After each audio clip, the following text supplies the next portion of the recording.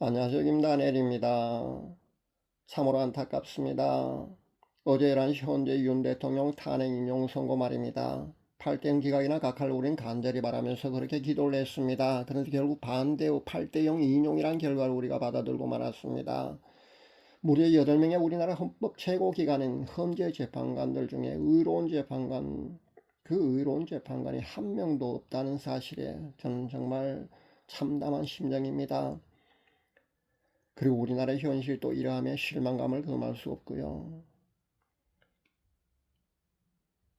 8명의 헌법재판관들 중에 말입니다. 중도나 보수 성향의 재판관들이 그 중에 4명이나 있었습니다. 그런데 어떻게 8대0 인용이 과연 나올 수가 있겠느냐 하면서 다들 아마 아직도 아마 의아해하실 분들이 많이 있을 줄 아는데요. 근데 제가 분명히 지난번에 그렇게 여러분에게 말씀드렸습니다. 중도나 보수 재판관들 중에 무려 3명, 그러니까 정영식, 김형두, 조한창 이 3명이요. 지방선관위 위원장 출신이라고 말입니다. 선관위 위원장이라 사실 바지 사장의 역할밖에 하지 않았습니다. 그러나 만약에 부정선거 문제가 밝혀진다면요, 그 책임으로부터 그들은 자유롭지 못하다는 겁니다. 그러니까 그들은요, 책임을 져야 합니다. 비단 이 이유 때문인지 정확히 알 수가 없습니다. 그들의 심정을 우리가 알 수 없기 때문입니다. 그러나 아마 분명히 작용했지 않을까 저는 생각을 합니다. 만약에 윤 대통령 기간이나 각하로 대통령직에 복귀할 경우는요, 부정선거 문제가 많잖아요. 또 밝혀질 수도 있기 때문에 아마 그들은 꺼림칙에 했을 수도 있다고 저는 판단을 합니다. 그러나 이렇게 이미 결론이 난 문제를 두고 자꾸 우리가 되새김해봐야 아무 소용이 없을 줄 압니다. 마음속에 우리는요, 의로운 분노를 삼키고 있다가 조기 대선에 우리는 한 표를 행사해야 될 줄 압니다. 제가 2달 전에, 그러니까 지난 2월 2일에 발표한 현 시국에 관한 환상이란 제목의 동영상에 제가 탄핵 결과를요 이미 발표를 했습니다. 윤 대통령 탄핵 결과 말입니다. 제가 본 환상을 바탕으로 대통령직 업무 복귀가 어렵다고 제가 분명히 그렇게 그때 말씀드렸습니다. 그러나 전 제가 본 환상이 틀리기를 간절히 바래왔습니다. 여러분에게 제가 본 환상이 결국 맞을 거라면서 기도해봐야 소용없다면서 그런 말씀 한 번도 드린 적이 없습니다. 오히려 저는요, 아침 한 끼씩에 40일 금식 기도도 제안했고요. 거기에 여러분과 함께 그렇게 아침 한 끼씩 40일 금식 기도를 했습니다. 저도 육체적 핸디캡이 있는 사람이지만은요, 거기에 동참해서 완주를 했습니다. 그리고 끝까지 포기하지 말고 기도하자면서요, 탄핵 결과가 헌재에서 발표되기 전까지도요, 저는 간절한 마음으로 그렇게 기각이나 각하로 그런 결론이 내려지기를 그렇게 간절히 기도했습니다. 많은 성도님들이 동참해서 간절히 하나님께 기도해 주심을 저는 감사함을 드립니다. 우리 기도가 부족했던 것 같습니다. 전 끝까지 제 예언이 또 틀리기를 저는 간절히 또 기도했습니다. 그렇게 간절히 바랬습니다. 그러나 안타깝게도 제가 본 환상대로요, 그렇게 대통령은 파면되고 말았습니다.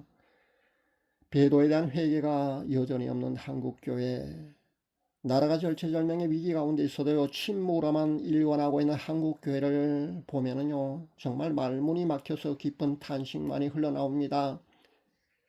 지금과 같은 이 나라의 위기는요, 한국교회의 위기이기도 하다는 것을 우리가 알아야 합니다. 한국교회는요, 그런데도 불구하고 깨닫지 못하고 있습니다.